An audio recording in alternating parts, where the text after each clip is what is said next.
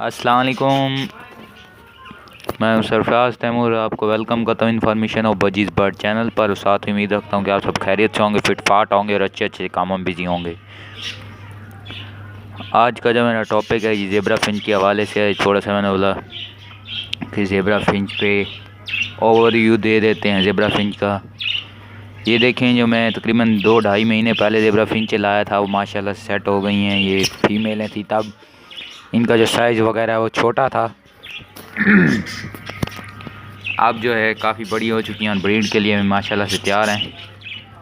और वाइट वाला जी zebra Finch है, उसने एग दिए हुए हैं, दिखा भी सकता हूँ आपको। ठीक है जी, नज़र नहीं आ रहे यार, तो इंशाल्लाह वो भी आपको शो कराऊंगा नेक्स्ट वीडियो में। और जो नेक्स्ट वीडियो इंशाल्लाह बनेगी वो ज़ेबरा फिंच की डिजीज़ के ऊपर, ज़ेबरा फिंच की बीमारी के हवाले से बनाऊंगा। और जो है ज़ेबरा फिंच की जो प्रॉपर सीड मिक्स है, आप उसमें थोड़ी बहुत एडिंग कर दें सर्दियों के हवाले से। ठीक है जी, इधर दिखा देता हूँ उसकी मिक्स सीड जो है।